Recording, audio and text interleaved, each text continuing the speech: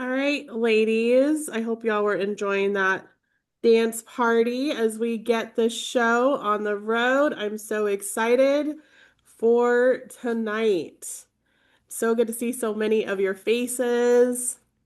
So, as most of you may know, February is Black History Month, and we're so excited. I am so honored to be able to kick off our host for tonight.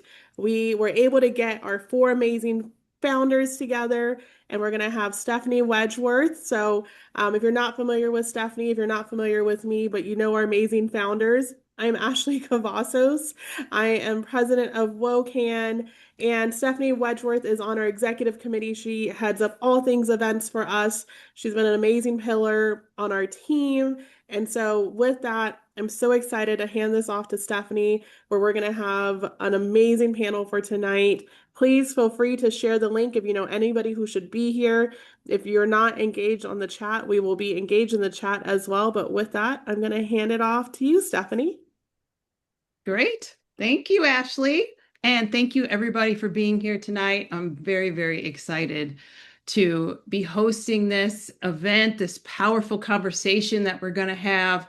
And I really just want to thank all of our incredible founders for finding the time to be here and to be present. I know you guys are busy. You ladies have a lot going on, and we are very honored to have your inspiration and your knowledge and your wisdom on this Black History Month edition of our WOCAN member meetup.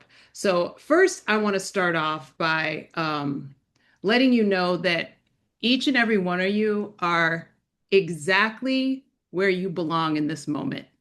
So I just want you to take that in for a second and just think about that. You're exactly where you belong in this moment. So that means a lot, depending on your state of mind or your situation for right now. You know, you could be in a great mood, you could be in a terrible mood, you could be worried about finances, you could be hungry, you could be worried about your kids or worried about work or whatever heaviness is on you in this moment.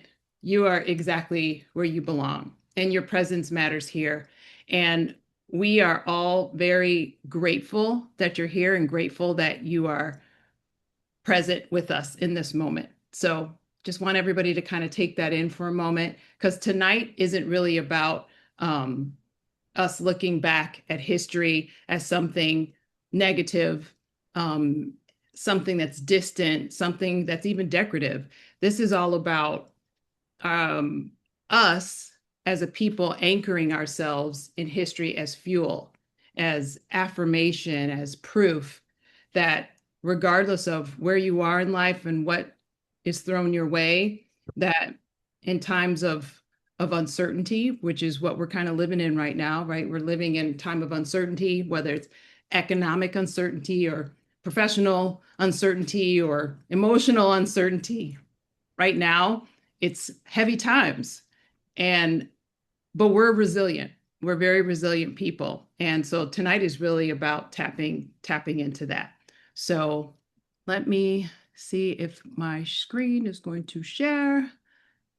Let's see here. Okay. My mouse likes to disappear. Oh, now everything disappeared. Okay. Is it sharing? Can everybody see that? Yay! All right. So tonight's flow is going to be, we're going to talk, we're going to have a discussion about 45 minutes, and then we'll have some time for Q&A at the end. And that's kind of what the flow will be tonight. At any point in any time, anybody have anything they want to say, please feel free to speak up. If you have a question, you don't have to wait until the end. If you want to ask a question, ask a question. We're all here to learn and to inspire one another. So don't feel like it's super formal. But before we dive in into this conversation, I just wanted to kind of take a moment, if we can, to give just an intentional moment of silence for Reverend Jesse Jackson. I'm from Chicago, so this kind of hit hard for me. I grew up knowing his son and doing fundraising with his son and his family. And I grew up knowing this iconic man that you see on TV a lot. When I think about people with their fist in the air saying, I'm Black and I'm proud, and saying that I matter and you matter, this is the person who I think of.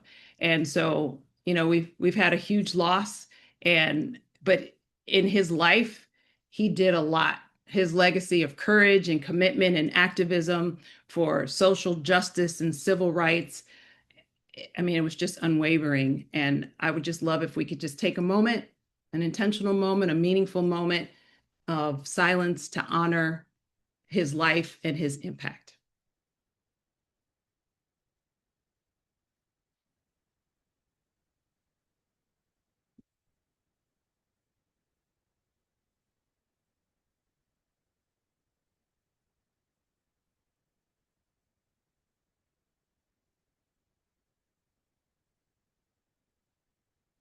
Thank you.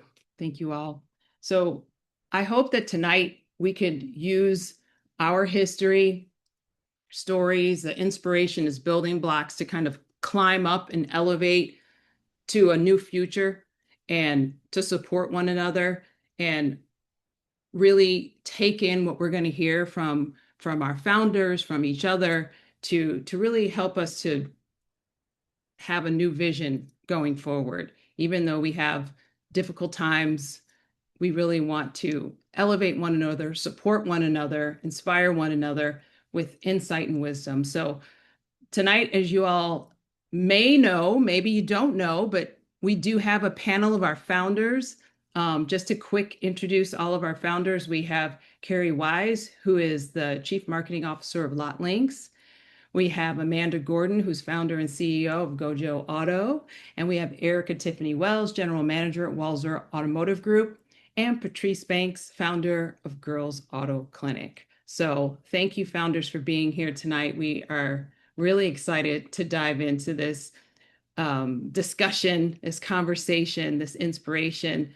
So one of the things I want to do to kind of get everybody warmed up, and this is kind of going to be a question maybe for everybody. Like I was mentioning earlier, many people in our community are feeling unsettled right now. Whether you have a job or don't have a job, you can still feel unsettled. There's job insecurity, there's, instability, there's uncertainty everywhere. So I just want to open this up with this question, and whoever would like to answer it can answer it. When you sense that kind of collective fear, what what do you use to ground you personally? What's a secret? What is a method that anybody is using to ground themselves? I know for me, I keep the TV off. I don't watch the news feed. I like to watch happy stuff, like cats doing crazy things, or dogs doing sweet, lovely things, or babies doing little cute things or making noises. Sierra, I see your hand up. What do you do? So today, actually, I went to, I call it my safe haven. It's a farm locally in my community. And I actually took my mother with me and we walked down to the creek on the property. I wrote in my journal and I did meditation. Oh, I love that. I love that. That's beautiful. You're very lucky that your mom's close that you can do that. Almost make me cry. Anybody else? And I can't see it. Jess, I see you had your hand raised.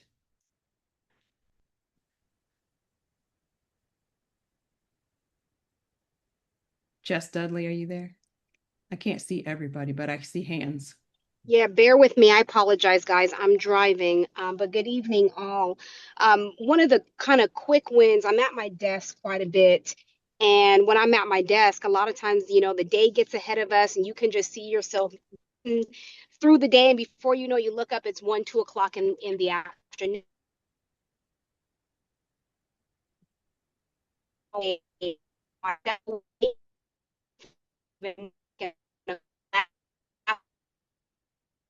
Oh, Jeff, I think you're breaking up pretty bad. I think we're getting How about this? 5 words, Jess. I'm sorry, you're breaking up. Can you hear us okay? Yes, I can, guys. Okay. It's a little tough, Stephanie. Maybe Yeah. we'll. Sorry, Jess. And Depti? Okay. I think everybody has different ways to unwind. My first reaction is I generally switch off like different gadgets. Typically put my music on, do something which distracts me or maybe helps me center my thoughts around, cool me down. So once when I'm through that phase, then I typically try talking to, maybe mentors or people from the industry to understand is that feeling of unsettled feeling really valid, or is it really worth it, or and if it is, then what are my next ways how to go about it. So my first instinct is to calm down, let that not get me panicked out, freak out, and then find ways to navigate through it. That is what I do. I love that. That's great. I think I saw Mabel. Did you have your hand up too? Hey everyone. Actually I did. Because I'm curious to see what the founders, what they're feeling and what they're thinking, especially during these times. So I'm always curious to hear from them in regards to how they handle it.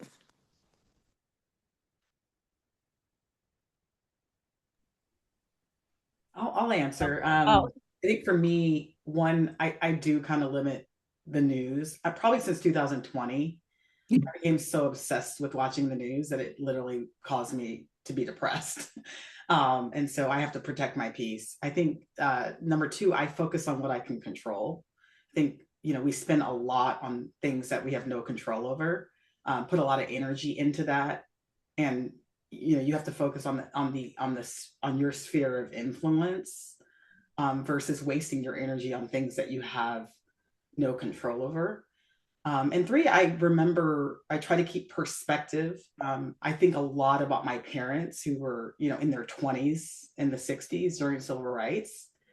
Um, you know, President was assassinated in that year. Martin Luther King was assassinated. Medgar Evers was assassinated. Like there was a lot of shit that they had to deal with. And so I think being Black, this isn't the first time in our history, where we have faced challenges. There's been a lot of other times, and that gives me some level of peace that they survived, and I will too. I love that resilience that we were talking about. Yeah, and I can just follow up, Kerri. You're right. Turn off the news. I've been telling people, the news's job is to bring you stress and anxiety and fear. And it's hard because you want to be on social media, and I think social media is doing that now too. I try to stay off of social media. I find myself having a lot of anxiety after I'm on um, Instagram too much or TikTok or whatever. But I also made a post recently that, if you guys follow me or Girls Auto Clinic, you may have seen. One of the things that really helps me in stressful times to move forward is every day I write down like three things I'm grateful for and three things I'm going to do that day. Especially with things you're going to do that day, the best way to kind of um, combat stress and anxiety is action. And so sometimes the three things is as little as, okay, send that one email or call that one person, send that one text. And so it's important that if you're feeling that way, what can you do to be involved? What action can you take? What have you been trying to avoid that maybe you need to do? And those little tiny steps kind of help you move forward, may bring you some relief. I know it does for me when I'm like, man, I just need to send this email out. I'm going to do it today. I write that down. And then it also helps you kind of see your progress, especially if you're feeling stuck and you have anxiety around that.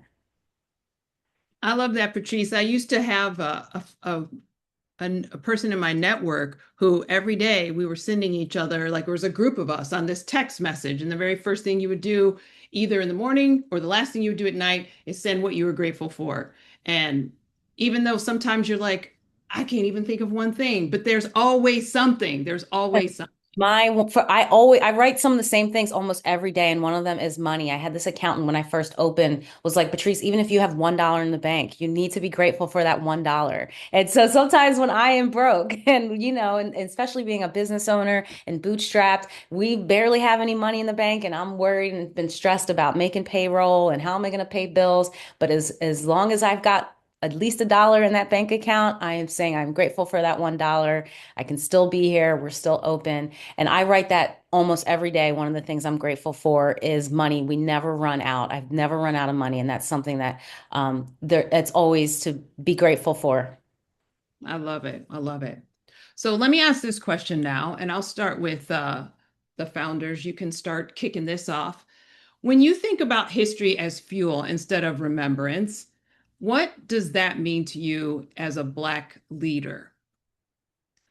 Eric, I'll start with you. So when you think about history as fuel, and I know when we think about history, you always you're thinking back, right? So you're thinking about the people you remember. But what does that mean to you as a Black leader? Ah, what a strong question. I think of it as like a continuation of the story. I think it's easy to kind of look back in the history and the past, and it feels so kind of sacred, like it's a museum, it's a narrative, and you want to just kind of make sure everything is perfect. But when you think about going forward and you say, hey, this is the foundation of what others before me have made, and I'm going to build on top of that, then we're just building blocks, right? We're just building blocks and we're continuing the legacy. We're creating our own story. That fuel turns into fire. And you think about the things that we can forge forward as we're kind of burning through, history, and we're making our own story that somebody else is going to look back and it will be history to them, right? So we're kind of in the future already. At any given moment, we are creating the future that someone else will find as history and as the past. And so while we have these leaders that we remember as kind of being so great and so strong, at those times they were afraid, they were confused, they had uncertainty, they were breaking barriers and forging paths that didn't have a plan. I always talk about Minnesota because we have snow. And when you think about snow and it like covers everything, there's no path. You look on the road and you're like, I can't look behind me. I've got to look forward, and there are no tracks. So when we have history and we have tracks to go, we may continue through those tracks. And then sometimes we have to divert and it's just going to be white. And we just have to pray, close our eyes, and say, I hope I don't hit a curb. Because that's what happens every day when I'm driving out here. I'm like, just don't hit anything, please. I hope I'm still on the road. And for someone behind me, they're following in, hopefully, in my tracks and being able to see those tire tracks that I've left behind. Wow, I love that. I love that analogy. That's great.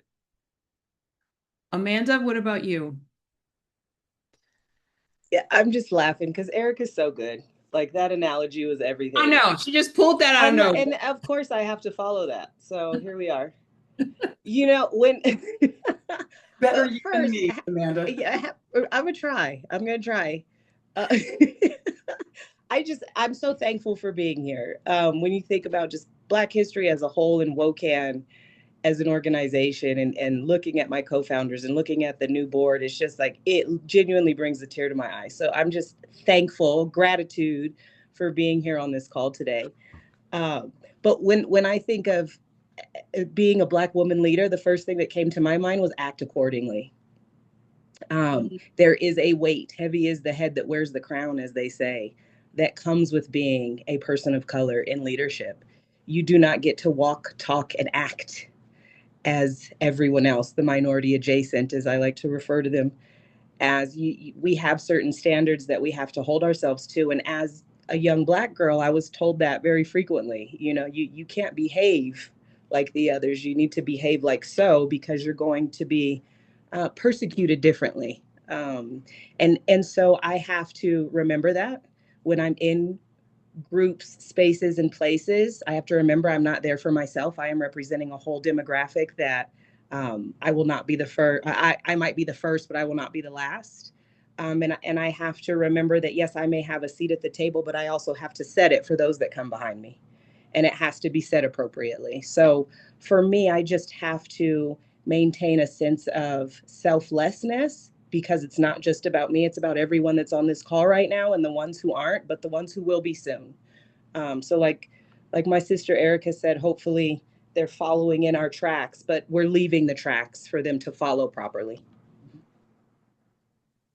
Well said.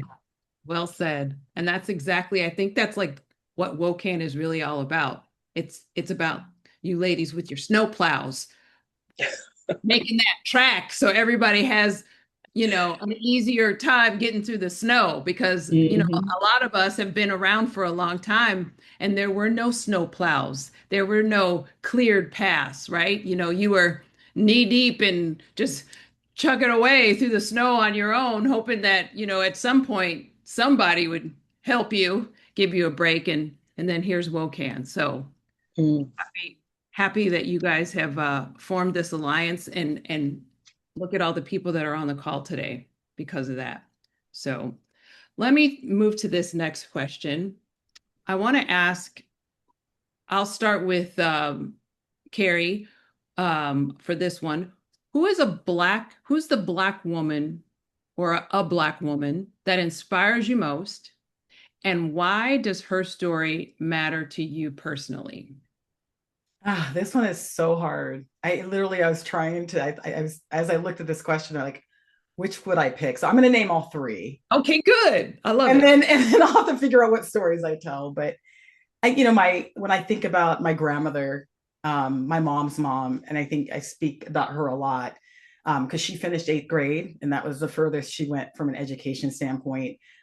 She was in Louisiana, and she was a maid, and she was a nanny to the rich white families across town. And that sounds like an old story, but that's my grandmother, and right. And so she had a vision for education, and she raised a lawyer, and she raised an oil executive, and she raised a lot of successful kids, including my mom, who is really probably the biggest inspiration in my life. My mom left the deep South, Louisiana, when she was 17 years old. I say she fled the South and moved in with her uncle and aunt in California because she wanted more opportunity, and she didn't think she could get that in Sunshine, Louisiana. And so when I think of my mother, I never thought of her as someone really bold. She didn't have this like strong personality. She had a very light personality. But when I think about her, the risk she took at 17 to move by herself to California with her aunt and uncle, the trajectory of our lives would have been completely different if we would have grown up in Sunshine, Louisiana versus the Silicon Valley. And without that move, without those moves like that, I would not be where I am. And then I think the third person is my sister. I have a sister that's 10 years older than me, and I don't give her enough credit for the influence she had in my life. At 8 years old, she went off to college. I was 8 years old, and she went off to college. So I had somebody inside my house that was already doing these things to be an engineer. And so I never give her enough credit because that, having that inside your house, like most people don't have that level of influence directly in front of them until they're older. And she had a huge influence. She set the bar so high for all of us that followed her. So I have three, my grandmother, my mother, and my sister. That's incredible. What a blessing. Whoa, what a big brain family you have there. It's no wonder Miss Wise living up to that name. Wow, that's amazing. Erikka, what about you? Mine would be Toni Morrison. I just love her. I mean, she's such an amazing just novelist and writer. She's bold. A lot of people might not know, but she actually, like when she was working for the publisher, she would like help Black voices be heard. Like that was her way of like continuing to not just do for herself. And it reminds me a lot of WOCAN because, one of her famous quotes is that if there's a book you want to read and it hasn't been written yet, then you got to write it. Right? Which is exactly what WOCAN is about. Like we literally were sitting 5 years ago going, we need a group of women in automotive, women of color to support what we're trying to do. We were all in different states. And we were like, how come a group like this doesn't exist? Like we have women in auto, but we don't have something specifically for us, curated for us. And we wrote the book. Well, we didn't really write the book. We like did the first page, right? And it's all of you, like over the last 5 years, all of our members and the amazing stories that are continuing to write the pages of this book. And it just kind of reminds me of her story and her legacy when she wrote Beloved, when she wrote The Bluest Eye. Those books were controversial. They weren't stories that people liked. People were upset. It was confronting a lot of issues within our community and the way we feel and how we see ourselves. And the little black girl who wanted blue eyes so she could be accepted. And she didn't write stories that were soft and easy and feel good. She wrote stories that were aggressive and that were painful and that brought wounds and trauma out. And so that's really important to me because I think that we have to learn when we talk about our history, we have to learn from that trauma. We have to confront those things. We have to understand the pains that our ancestors felt because it lives within our DNA. We cannot run from it. We cannot try to sit and be quiet and everything's going to be okay. And I'm just a pretty little black girl trying to figure it out. No, it's tough and it's stressful and it's angry and there's pain and hurt. And Toni Morrison handled all of that with such grace and dignity in her writing, in her words. And for me, she's just, one of my favorite role models. And if I could go back and meet her, she'd definitely be that person that I would love to meet and see. Oh my gosh, can you imagine having a lunch with Toni Morrison? Oh, Her and Maya Angelou. yes. Oh, amazing. I don't even think anybody would eat. You would just be talking the whole time, taking it all in. Okay, so let's move on to this next question. What whoops, I have a screen thing that's blocking my question. Move it. Let me move it out of the way. Okay. Um, what's one moment when it felt especially heavy, and how did you keep going? And it can be any kind of moment, but what's a moment that felt really, really heavy and you had to get through it? And what helped you to keep moving through that moment? I could start on this one because it just popped in my mind instantly, and it was the loss of my mother 5 years ago to cancer. And what helped me keep going was my tribe, and two of them are on this call. Kerri Wise lost her mother not too long before I lost mine. I'm not gonna cry. I'm not gonna cry. I'm not gonna cry. Um, and she walked me through it so that it didn't feel new. And she held my hand like a big sister would, and everything worked out. And her and Erikka flew in for my mother's funeral.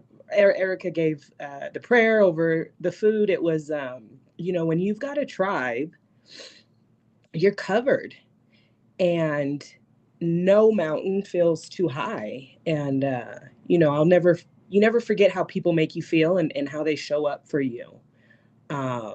And I was able to get through that. And my mother, I'm an only child. My mother was my best friend. It was beyond a devastating experience for me, but got through because of the people that I consider family. And I'm very thankful and grateful. And I did not know that this was going to be an emotional call. So thank you for that. We're going to be crying, Amanda, on here. I know. I got snot coming out. Come on. That's so beautiful. I mean, that honestly, this is what WOCAN really is for a lot of us. I mean, even this week, I think it was this week or maybe it was last week. I don't know. These weeks are all running together, but I sent a 911 text out to our executive committee. And when I say the WOCAN women stepped up and rallied, it was really unbelievable. And you're right, Amanda, you need a tribe because life can be something else. And sometimes trying to, regardless of where you are in life, whether you own a business or you're in the C-suite or you're whatever, sometimes you just need somebody there. You need Right. else there. Or you don't know what you need. Yeah. But it shows up when you need it. And usually it's in the face of a friend. That's amazing. That's amazing. Patrice, what about you? So I kind of, touched on this a little bit earlier when we were talking about stress, so definitely one of the things that keeps me going is writing down every day 3 things I'm grateful for, and 3 things that I need to get done. When I don't do that every day, sometimes, I feel really lost. And that really helps keep me going whenever I'm dealing with anything heavy, especially if I don't feel like I don't want to write what I'm grateful for, right? Like, screw that. Today sucks, you know. And keeping that kind of consistency and that type of routine is what helps you really moving forward.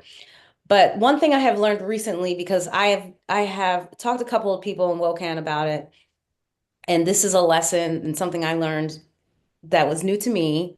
I'm definitely not someone who really likes to ask for help, especially when I'm struggling. And I had gone through a couple of great losses last year, professionally and personally. And the end of last year, my childhood best friend had passed away. We've been friends since we were like 5 years old. And that was pretty devastating. She has two young daughters. They were 10 and 8. And, so that was really rough to go through. I've never lost someone really close to me. And 2 days after she passed, I found out that I was pregnant, and it would have been my first child. And I was extremely happy, so excited, was telling everybody because I was so excited and happy. And I miscarried the baby right before Christmas, and it was very devastating. And I fell into a really deep funk where I was like, I don't care about anything. I wasn't writing what I was grateful for.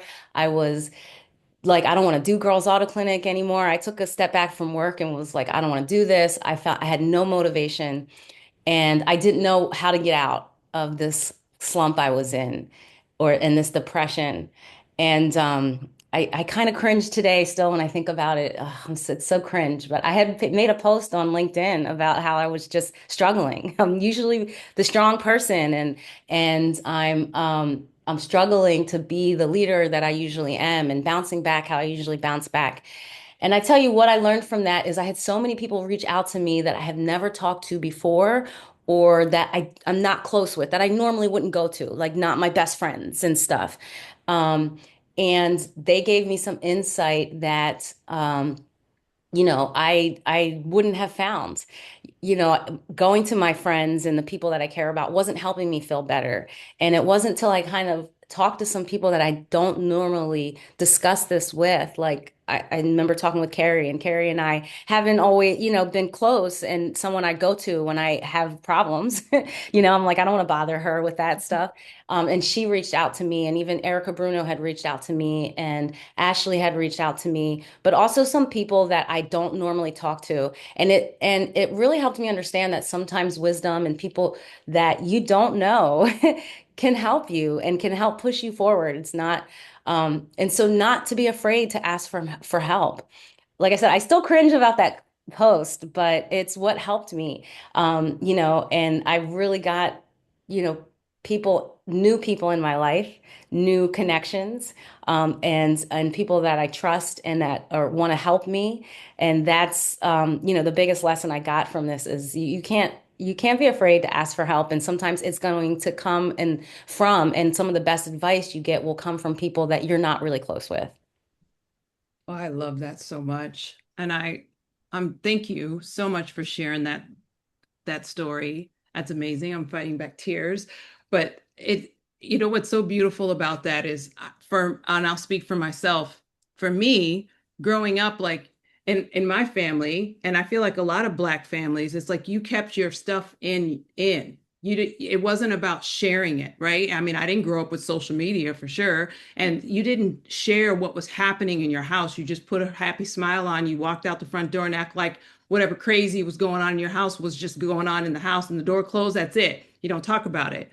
So you didn't share that. So I think as a people, that's where we lean. We lean towards that. We lean towards, okay, I'm gonna figure it out. I'll fight through it. It'll pass. This too shall pass, right? But I think it's huge to hear you all say that leaning on people is okay, and it's necessary and it's needed and it's helpful. Even though you don't know somebody could give you a piece of advice or a sounding board or a hug or whatever, something different that helps you through that moment. So Yeah. thank One of my favorite people is Simon Sinek, and he's like, how could you deny someone to have this connection with you, to bring them into your life? Like, that's what we're here for. And that really opened me up too, because I am afraid to ask for help. And that is that has come out of this for me, and this incredible pain is there are people out there that want to help me, that want to support me, that want me to call them, that don't think I'm bothering them, and so I just I'm still going through some stuff, but it definitely helped me get back on track. And, I'm feeling a lot better now. So I just want to say thank you also to my WOCAN girlies who did reach out to me and who helped me through that really difficult time, because I was ready to quit. I tell you that. And I've never felt that before. Yeah, I think God uses us, with our experiences to help others. And I think, just thinking about what Amanda said, I just came out of the woods when it came to grief. My mom died in 2018, and I probably had the worst 7 years of my entire life. I mean, just terrible, not asking for help, turning to the wrong things, running away from those who loved me and wanted to help me. But that being said, I met Amanda probably the year after my mom died. And then subsequently her mom died, a couple years later. And so there was always part of me that when she was going through that, like, gosh, isn't that a weird thing that I meet her a year later and then she's going to be going through the exact same thing? You're put in those positions. And even with Patrice, I never shared that I lost my first child. Right. And that was the worst thing to be going through. And it was in my 20s, different scenario. But, people don't know these things about you, and they see you thriving and just assume everything's okay. And I think she's right. Like, I'm one to kind of keep things, I share the good news, not so much the bad news on social. But the more we do that, the more people can relate to us. And I'm thankful God intervenes at least and uses us, even when we're not open as we should be. Love that. That's beautiful. Really powerful.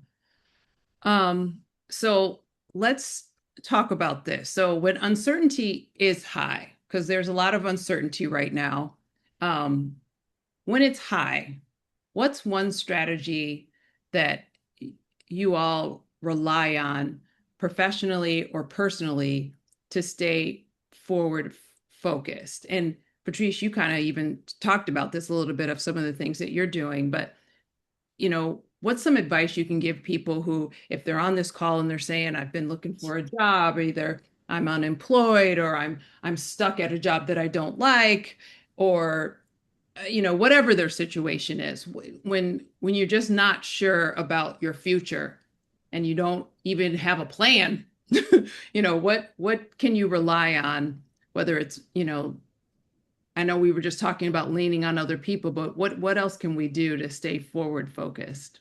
I'll start with you, Kerri, since you're unmuted. Oh, sorry, I'm unmuted. Okay, didn't mean for that. I think we have to control what we can control. I think you're going to get very overwhelmed when you think about all of the factors. You got these macro factors that are working against you, and the micro factors that are working against you, your internal factors that are you have all these factors that are working against you when you're in a rut or you're down. But there's only certain things you can control. So, for example, when it comes to the boys club, I've been out of the boys club. I've been fighting against the boys club. I've had the boys club actually backstabbing me, right? And that could be very daunting. Like, gosh, especially at the executive level, you feel it the most because there's only a certain number of positions at the top. And so they're gunning for you.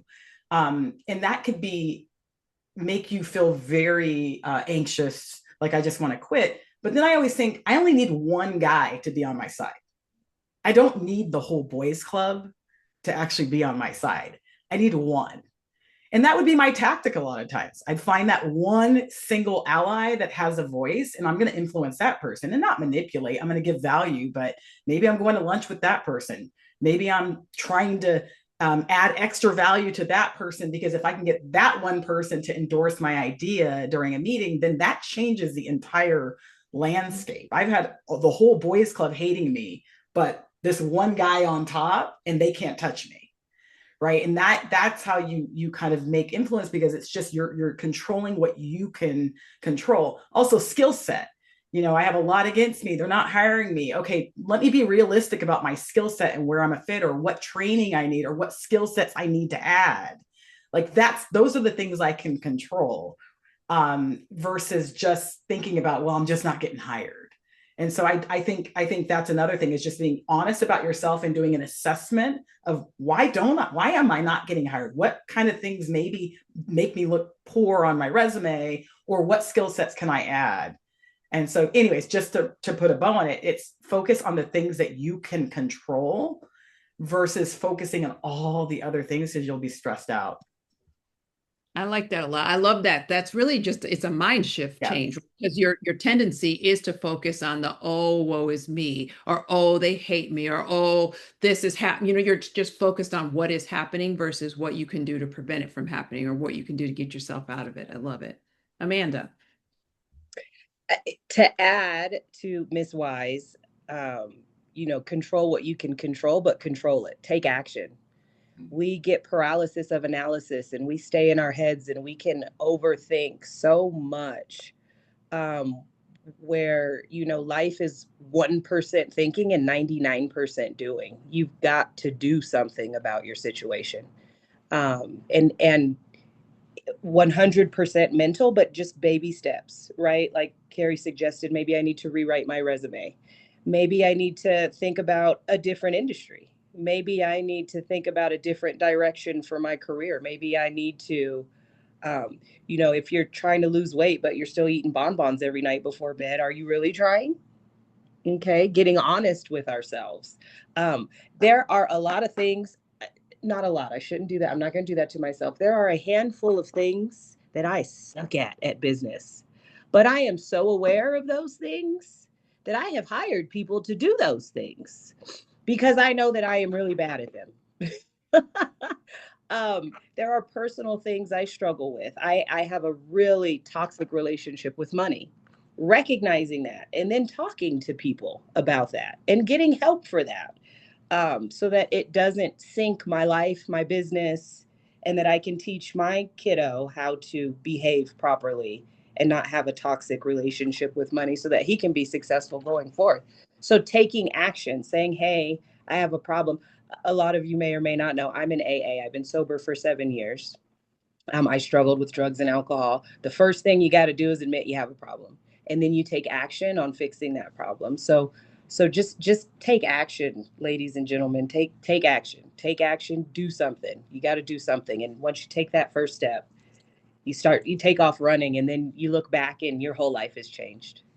I love that. Congratulations, Amanda. That's really amazing. And you know what's funny about what you said is when I think about for myself, you think when you're in the midst of uncertainty and things are not going the way you wanted to, fear gets in the way of you taking action. That's what prevents you from taking action, is that fear. So you have to really, it really boils down to facing that fear and not letting it paralyze. Absolutely.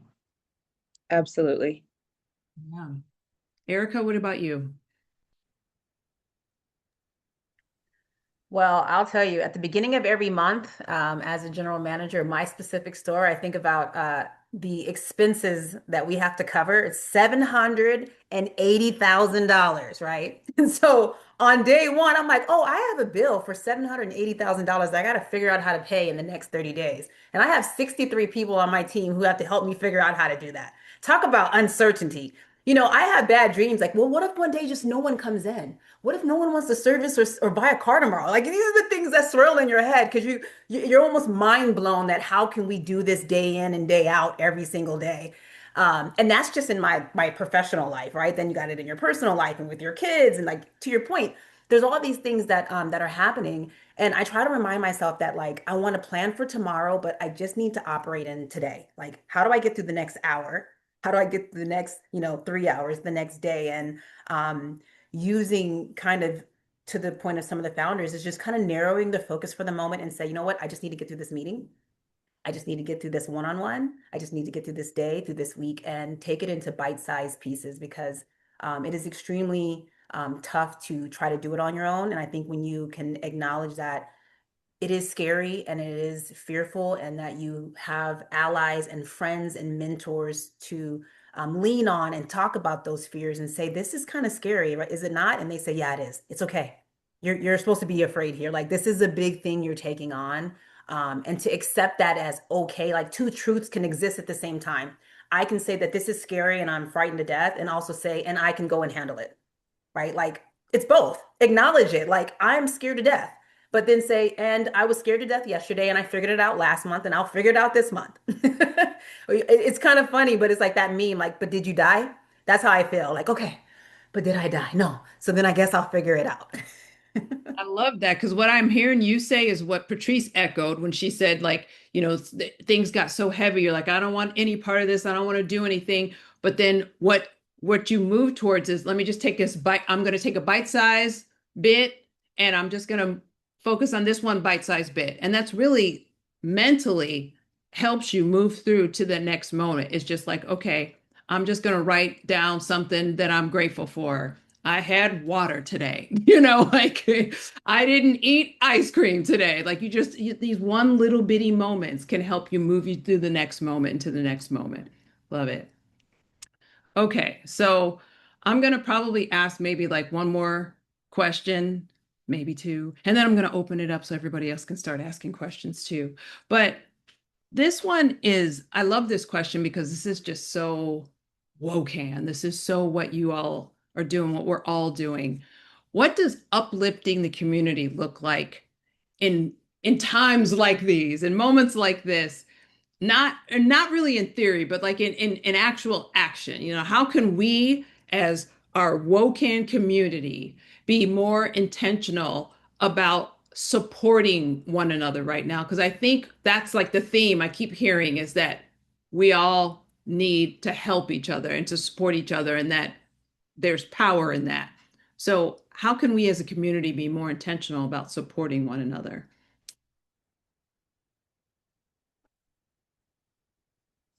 Go ahead, Amanda. Okay, clear my throat.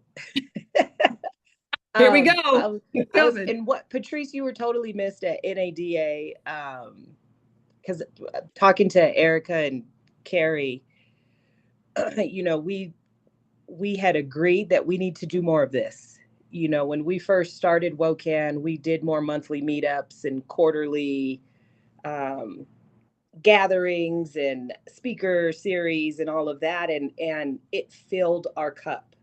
And not only did it fill our cup, it built a community. And so doing more of this, I mean, being here right now and having these conversations, I don't walk around telling people that I'm 7 years sober and that I got money, toxic relationship, like a bad boyfriend, but being able to say that right now out loud, I already feel lighter and better.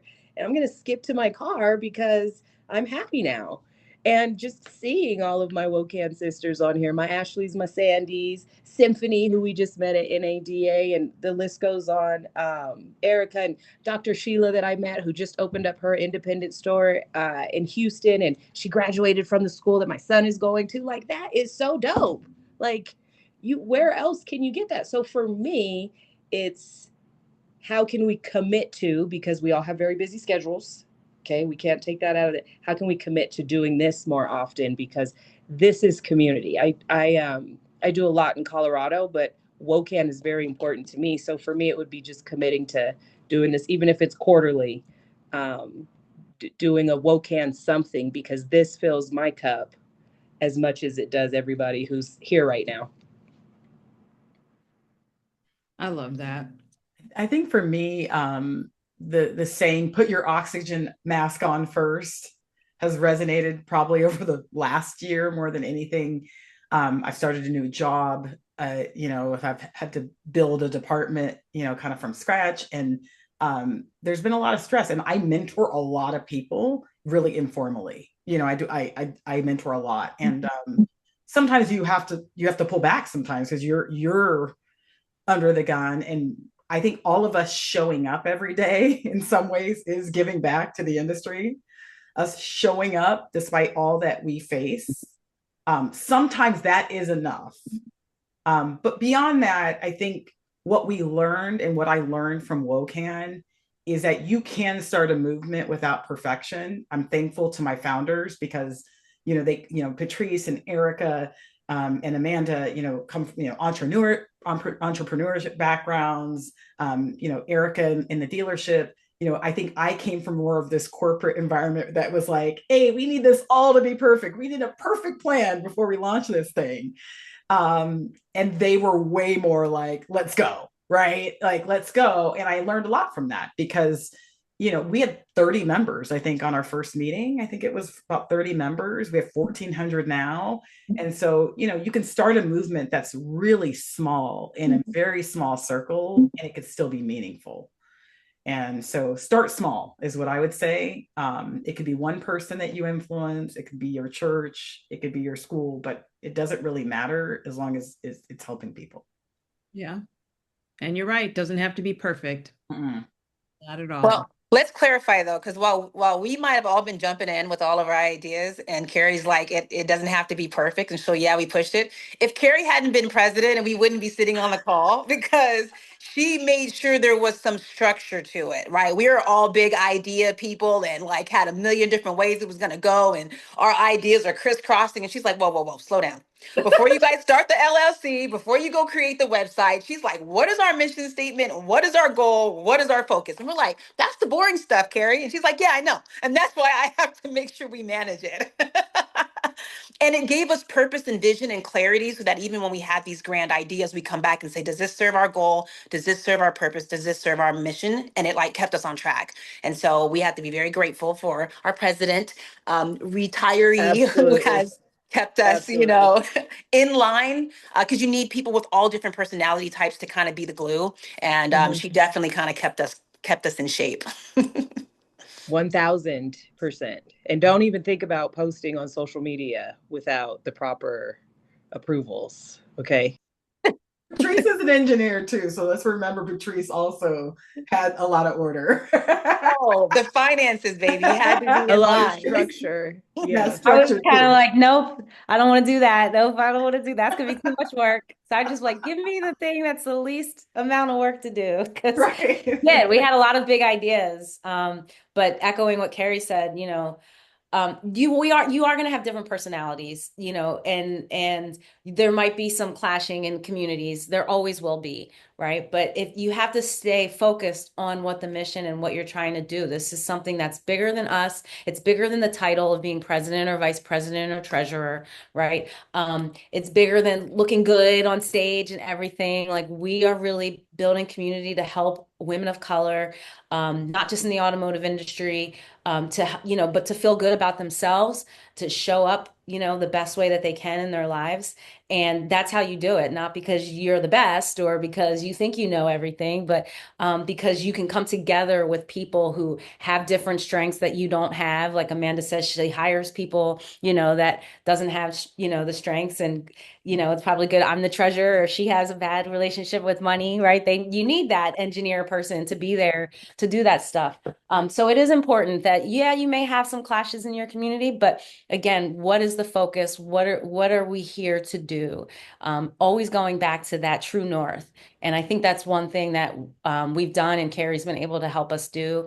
And so we definitely wish that too for you, the new executive team, you guys, like what can we do to help if you do have these questions, and how do we stay focused, and how do we get things done, and how do we move forward, especially if you feel like you're in a rut or you're not getting things done, or you feel like you're having clashes.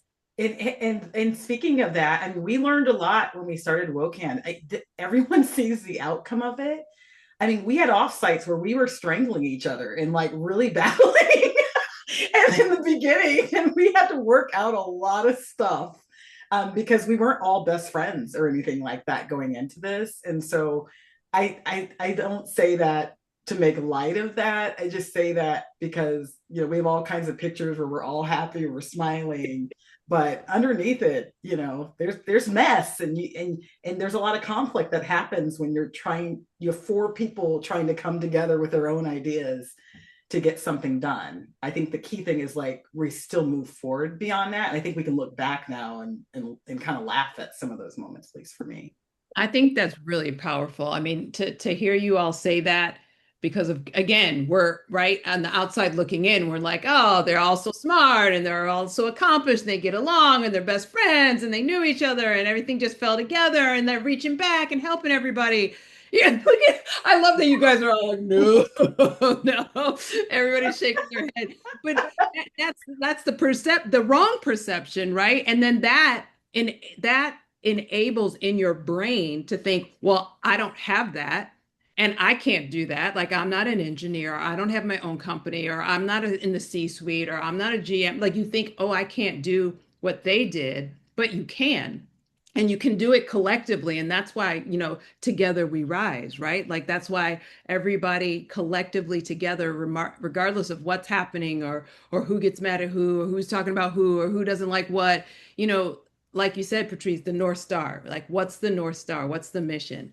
I think we had a really great executive committee meeting where Ashley kind of asked us all that, and that's a powerful moment. And that question has been still sitting in my head ever since we had that meeting. So it is very powerful to keep the North Star in mind, in view.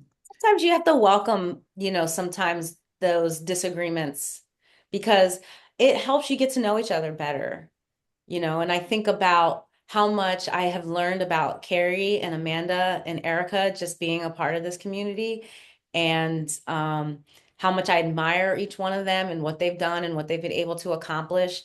I would never imagine that I would have met three amazing Black women. I tell people I've never had like a woman mentor, and I've never, especially like a Black woman mentor. And there are times when I feel like, these girls it's also like a mentorship relationship. It's a friendship, right? It's a colleague. It's all of that stuff. And you can find that, and it's not always going to be pretty, and it's not supposed to be, right? It's leaning into that stuff, what you're going to learn about yourself, what you're going to learn about this other person. And ultimately you'll learn to respect that. And when they do bring you that challenge, sometimes you're going to be like, okay, I know what's going on here. And you'll learn to respect it and not take it as like it's more of an ego thing. I love that. This group is strange for us if you think about it as automotive executives and as Black women. I mean, in most of our circles within work, we are the only ones. I mean, it's very rare for me to ever work with a woman of color, and so it's just interesting how we're able to bring this together in some ways, because most of us are around men all day, and maybe even like working in these kind of male dominated. We've gotten used to it, so it's beautiful when we can connect with each other, find commonality, and really understand like we're not alone. 100%. 100%. Okay, so here's my last question, then I'm going to open it up. What's one truth you want every Black woman on this call listening today to hold on to? If history is fuel, what do you hope our community builds next? Erikka, I'll start with you. I'm still trying to process the question. I know. It's kind of deep. It's a big one. It's big. I'm like, let me reread this. I thought, Kerri, you were gonna, your surprise. I don't want to say it for you, but I think it's super cool. Go ahead, say it. WOCAN. WOCAN. We gotta trademark that though first, but yeah, the girls of color automotive network. But yeah, that next generation. I think next gen. Love that. WOCAN. Right? Yeah. And I think that the next generation has always been top of mind for us, even when we first started the organization. But I think what we realized is that the women currently in the seats right now are kind of the fire. We need to keep all of you in this industry. We have to prevent you from quitting, right? And then we can, once we feel like we're in a good place, we can then give back. And actually, they can both work together, I guess. It's not one or the other. But yeah, that next generation, wouldn't it be awesome for a little girl to say, I want to own a service repair facility or a used car lot? Yes. That'd be awesome. Yes. To know what the possibilities are in this industry. They are vast. Yes. And I'll add on to that. One of my favorite quotes I say a lot is delayed is not denied, right? Yeah. And we talk about timing and it's funny because Carrie and Amanda and I, like, we met like years ago before we ever created WOCAN in different environments where we were kind of like passing. Carrie's like, Erica stuck up 'cause she wasn't saying anything. Uh-huh. You know what I'm saying? Like, oh, she She ain't didn't talking kiss to the nobody. ring. She didn't I kiss was the ring at I'm all. very I'm impressed. introverted. Like, so, I'm like kind of in the conference, do what I got to do, and then I'm gone back to my hotel room. I don't hang out.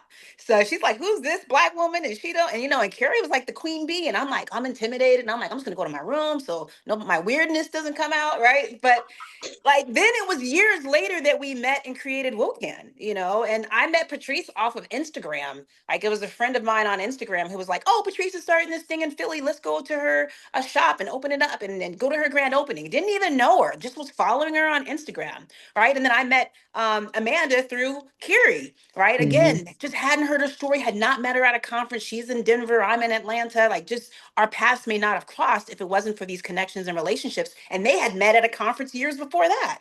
So I say that because the people you're meeting now could be the missing pieces to a puzzle in the future. And you don't even know that this interaction at NAMAD or Digital Dealer at Clubhouse or whatever it is, I'm at Walzer now because Ashley Cavazos asked me to be on a Black History panel 5 years ago, right? And was like, "Can you be on my panel for Black History for Walzer?" I'm like, "Who is Walzer and where is Minnesota?"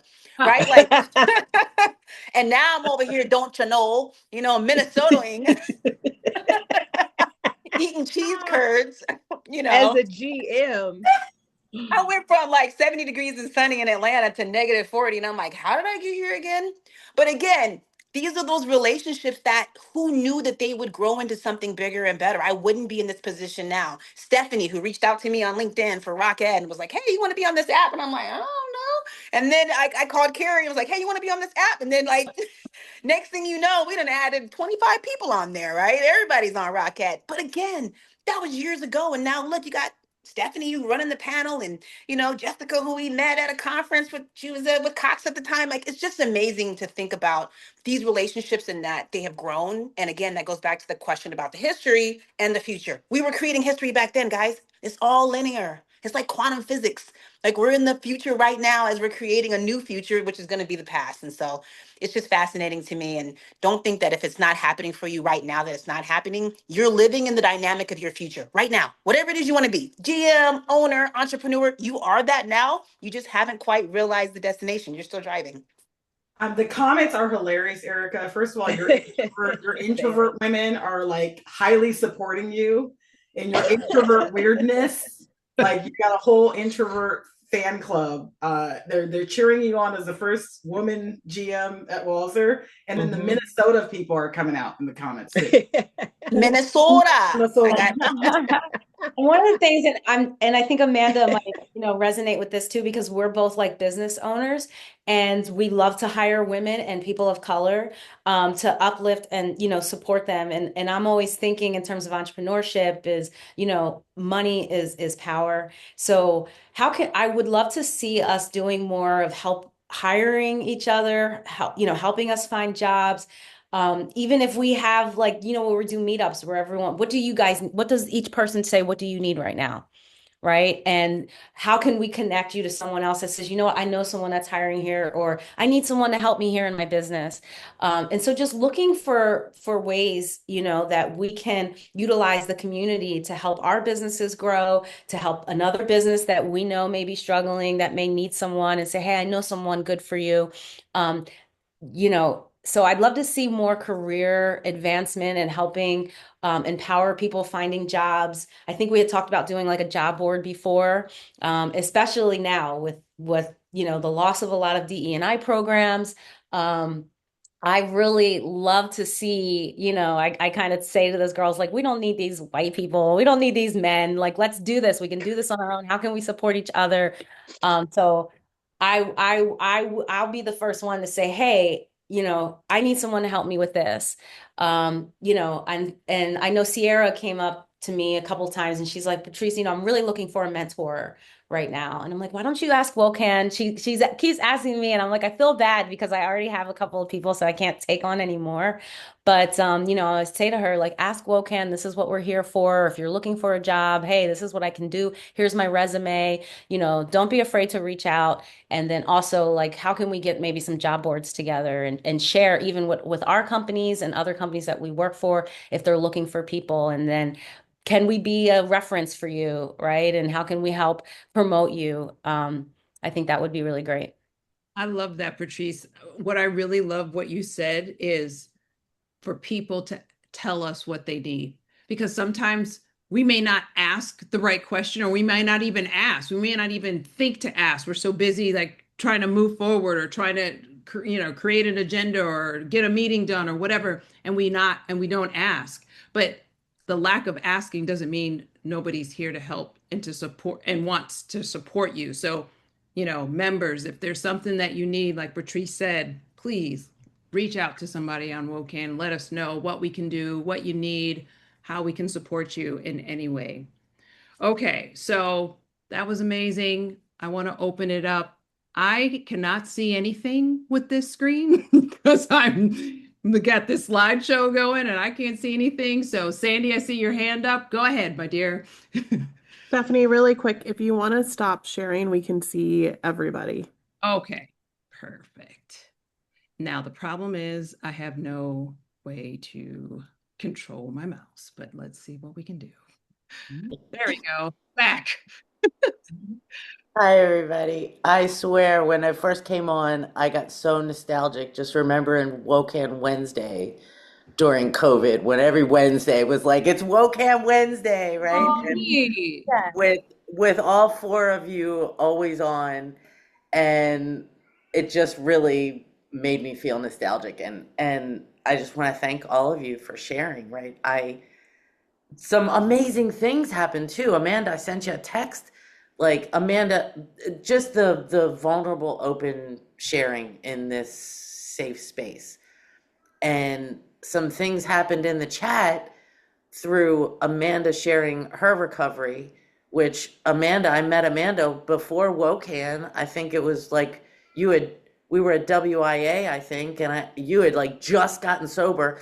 And anyway, but you sharing that, like, we may have a WOCAN meeting, right? Because other people started sharing. Mm-hmm. So that to me is, finding other people unexpectedly that are trudging the road of happy destiny, as we say, is amazing, right? And I will always be grateful for this community. I love that. So now I'm going to cry, so I'm going to stop. I really love all of you. We love you too, Sandy. Sierra. Thank you, Sandy. Yes, ma'am. I have two questions. One of them is, yes, I have been seeking a mentor. I appreciate Patrice speaking on that.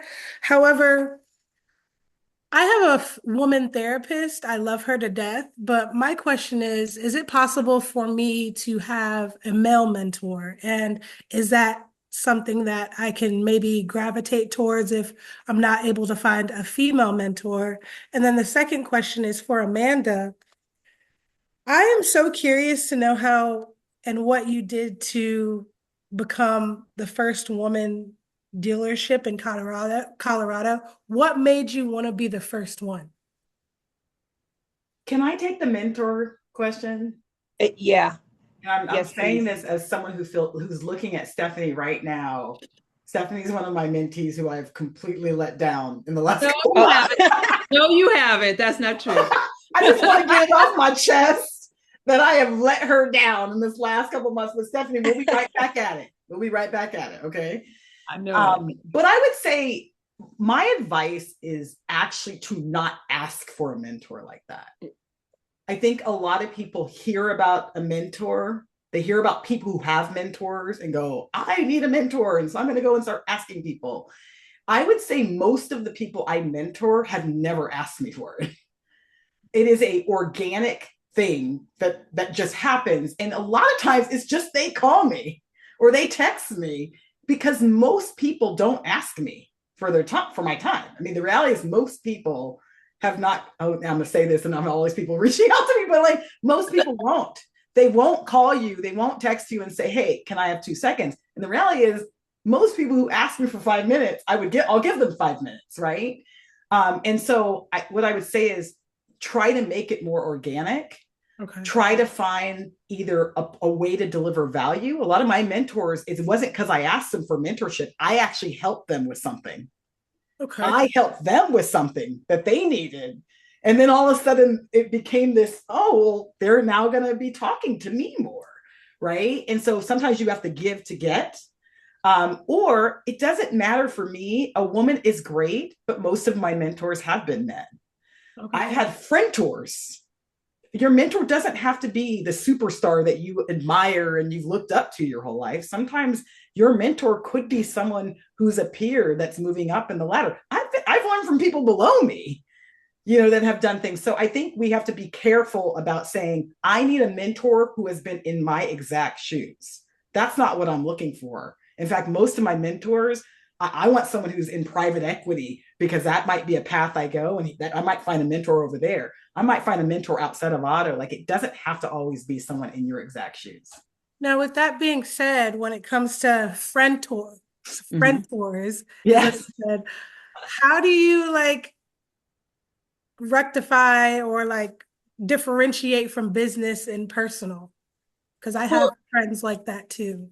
Yeah, and I think it has, you have to, I mean, I would say like Amanda, Erikka, Patrice, all of them in some ways are friend tours. They have different aspects of their experience that I might tap into at any given time. That doesn't mean they know more than me overall or they have more experience than me, but there's an aspect of their career that I may want to tap into, but it's still very informal. Now, I will say I probably need to be better at people above me kind of asking for that help. I feel like when I got to leadership, then I stopped kind of reaching higher than me as much as I should. But even if I do, I had a couple of people at NADA that I said, you know what? I should talk to Steve Greenfield. I'll just give you an example. I should talk to Steve Greenfield more. I didn't go up to Steve and ask him to be my mentor, but I did tell him, hey, I'm going to reach out to you. I want to catch up with you. That's it. And that's less pressure on him. He doesn't have to think about, well, I got to set up meetings and do all this stuff. It's going to be informal, but I will be using him in certain aspects. And I'm just giving you that as an example. Could I use that tool as well when it comes to family? If I want to take advice from them as well? Yeah, I think the only thing that you have to think about when it comes to a mentor is that it's somebody you trust to be able to be open with to some extent. So for example, I don't ever really have a lot of mentors in my current companies I work with. All my mentors are people probably from other companies because sometimes I want to be able to talk for real, let's say about what's happening in my current position. And I don't want to put myself in jeopardy politically by telling, my coworker that I'm sick of this shit, right? Like that's not what you do, right? So but I may have had a boss from the past. I've had coworkers who I tap into. So I think it has to be someone who you trust enough to be open to your vulnerabilities or struggles and that aren't going to go and share it with other people in your professional circles. That's valid. Yeah. Thank you. But go ask somebody for 5 minutes. That's your mentor. Okay. And then ask them for 5 minutes again. But wait about a week and a half. And I'm sorry, Stephanie. I'm looking straight at you right now. 5 minutes after this. You do not have to be sorry. It really is. I mean, I will second what Kerri's saying. It really just does kind of happen organically. And you get, when you do get the attention of somebody, it could be 10 minutes, it could be 5 minutes, it could be 2 minutes. And you couldn't, and those and it doesn't have to be this formal thing, and it can be multiple people. And you can, from different industries. I have multiple people that I reach out to. I have a friend who's a good friend who I've known since I was in like the 6th grade, and she's a CHRO and she lives in Seattle. But she gives me lots of advice, and it's completely different from the type of interaction I get with Kerri or anybody else that's a mentor or sponsor to me. So they can come in all different shapes and all different industries and from all different walks of life. You can learn from anybody, anytime. If there's a specific person that you are to like going after, I usually tell people like Kerri's like, don't ask. It kind of happens organically, but try to work for them. Work for free. What can I do to help you first, right? And that may help you get closer to someone that you say, yeah, I really would like to learn from you. And so it does feel less of a burden. We're like, how can I add value to you and not just feel like, okay, I need to ask you for advice all the time. Because honestly, like, people in Kerri and Amanda and Erikka in my position, we're getting asked these questions a lot. We probably already have several people. We manage several people that we have to mentor as well. So we have to be, very exclusive with saying yes and no to certain people. But every single one of my employees, I kind of mentor. And, so it's like, hey, Patrice, how can I help you with the chicanic stuff? And so if you're working with me, it's kind of like you're being mentored. So that's another way that you can find a mentor is go work for them or ask, how can I help you? And I know Sierra had a question for Amanda of how she started Gojo Auto. How did you even come up with the idea? How did it happen? Super dope. Sierra, I'll give you the elevator version. Men aren't that smart. And they run the automotive industry. And when you take a chance on yourself, you can do anything they can do. The end. Thank you. I appreciate that. Mic drop. Amanda, you have to answer more. She is really confident. I've been in auto retail for 25 years. So I started selling when I was 24 years ago, excuse me. And for me, it was just a pit stop because the automotive industry has never been deemed as glamorous or something that, people respect in your, my mom definitely wasn't like, my daughter's a car saleswoman, like so proud. But as I grew in the industry, I was like, what am I going to do next? And about 10 years ago, I volunteered for a conference. It was driving sales because I wanted to learn more about my industry. And keep in mind, I was just on the front side. I was in sales and finance. I had never been in management. I was a finance manager, but a finance manager is a manager of yourself, right? And paperwork. No offense, Symphony. And well, she's a director. She's got people she manages, okay? 2 snaps in Z formation. But I volunteered for driving sales, and I called them up and I said, hey, I'm in the auto space. I want to come volunteer. I was actually working at an independent at the time, and my title was general manager, but I was the only employee. So I was working for a guy at an independent.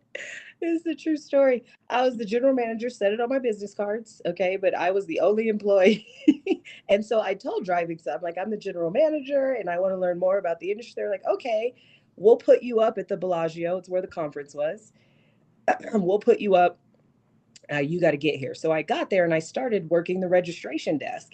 And that's where I learned about there's vendors. There are these things called vendors, people who deal with the dealers.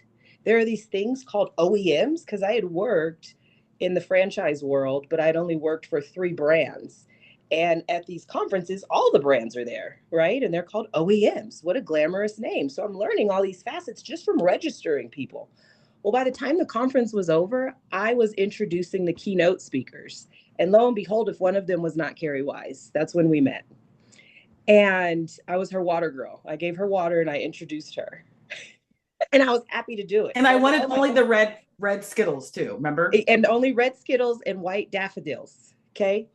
And, for me, I'd been in the industry now at that time for about 14 years, and I had never seen a woman of color in a position of power. And here she was, the VP at the time of a VP at TrueCar. I didn't know what TrueCar was. I just knew this woman was a goddess. Okay. She spoke so eloquently. She knew what she was talking about. And it was like, oh my goodness. And so when I got back from that trip, I, in that moment, determined that this was going to be my career. After 14 years of being in the business.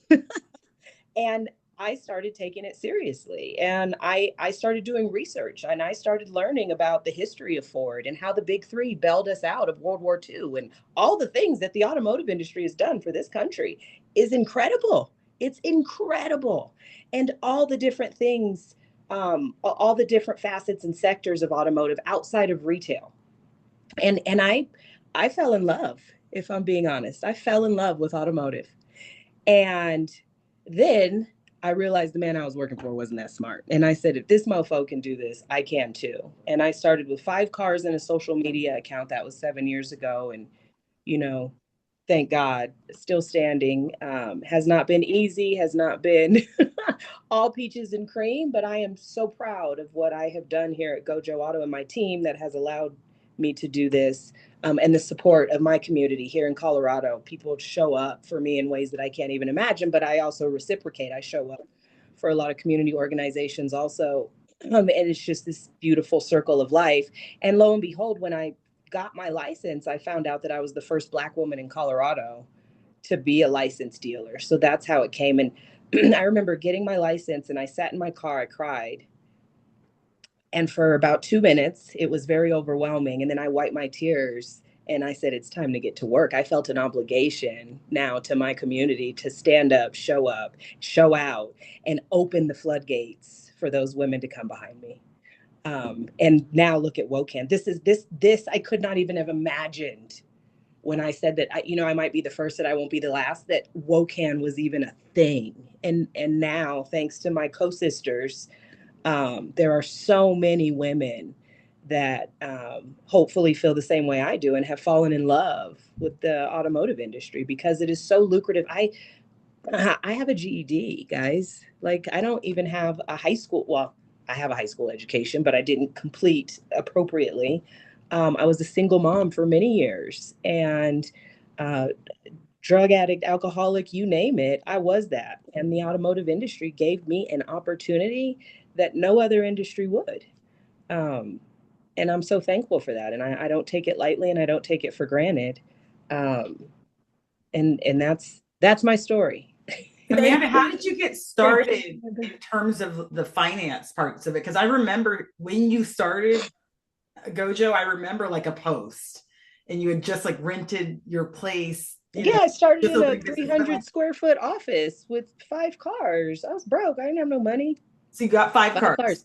I started with 5 cars, and my first month I sold 7 because I'm a hustler. Okay. You sold 2 more. I sold 2 more. Amanda has this one of the things I love about Amanda is like this confidence that she has. Now, I don't know if the confidence is always there, if it's a fake it till you make it, but when Amanda walks into a room, I feel like she knows who she is. She knows what she wants. She just shines all the time. And I'm like, where do you get that?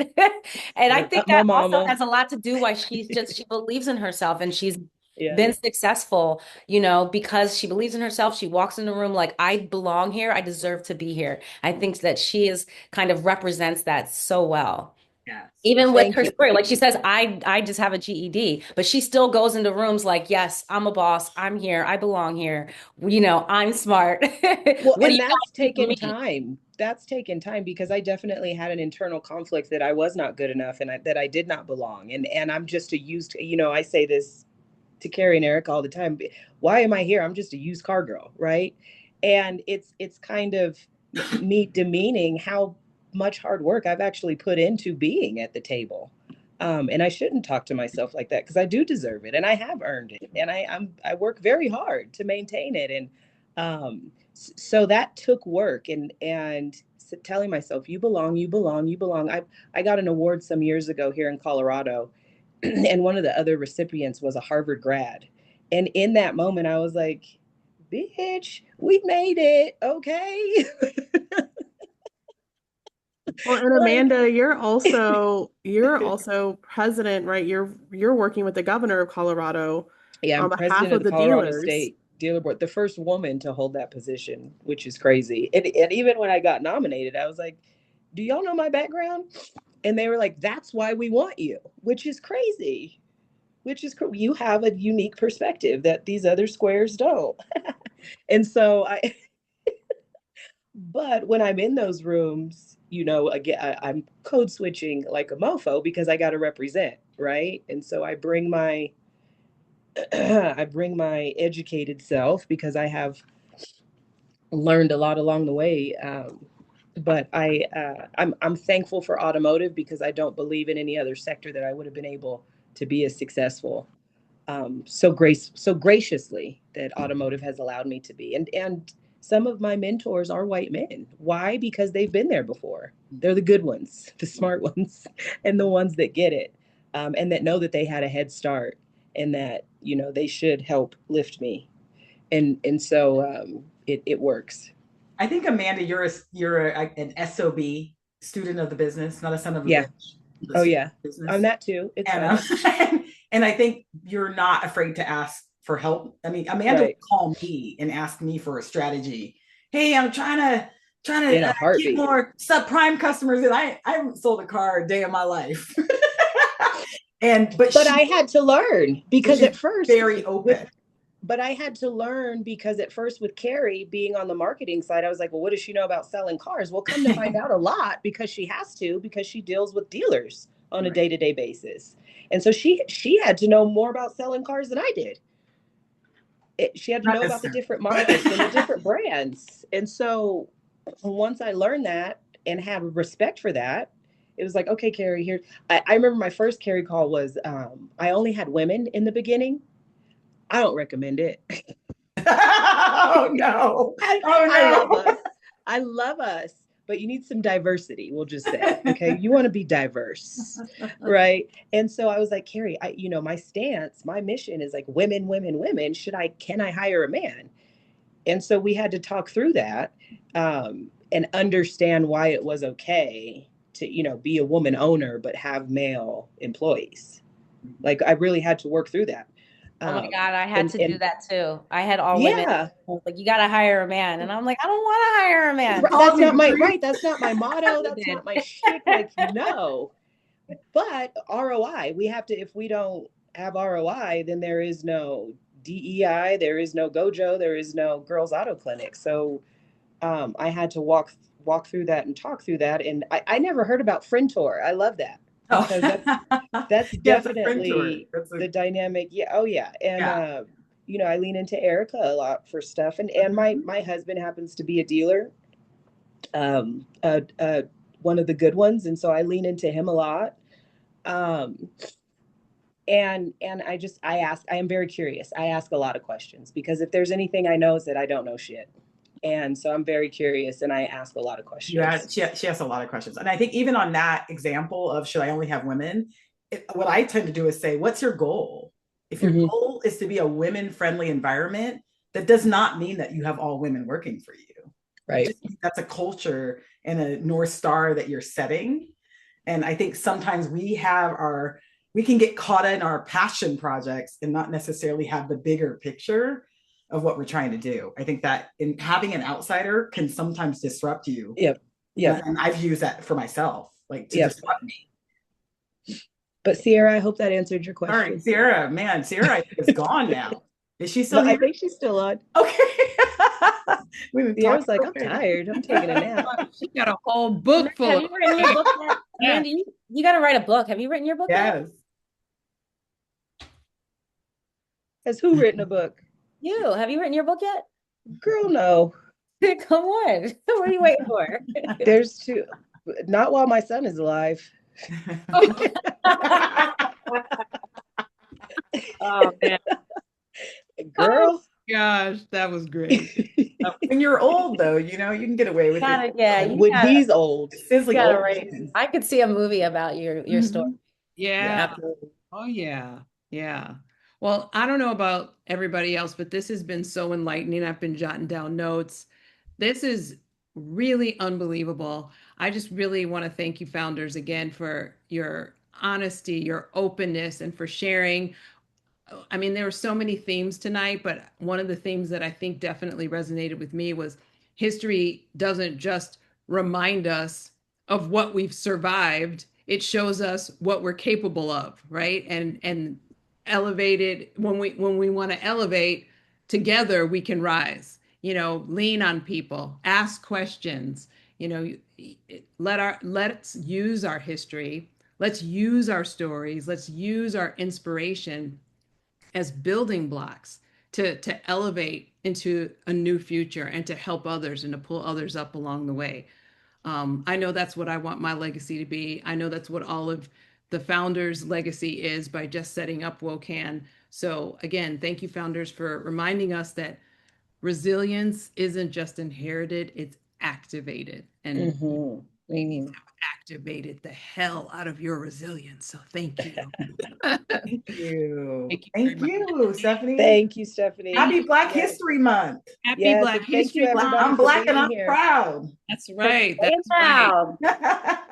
Just want to also thank our sponsors for always making this happen, of course. Yes. We have great, incredible sponsors, Solera and Cox and Nissan and who am I forgetting? Kia and Chase and Cars.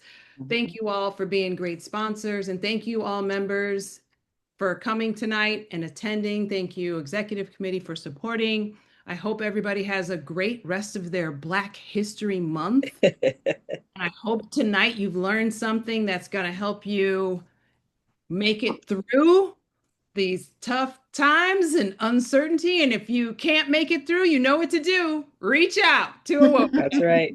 We're That's there right. to help. So thank you, ladies. Thank you. Thank you. Love you all. Hey, Thank you. everyone. See you next time. Bye. Bye, guys.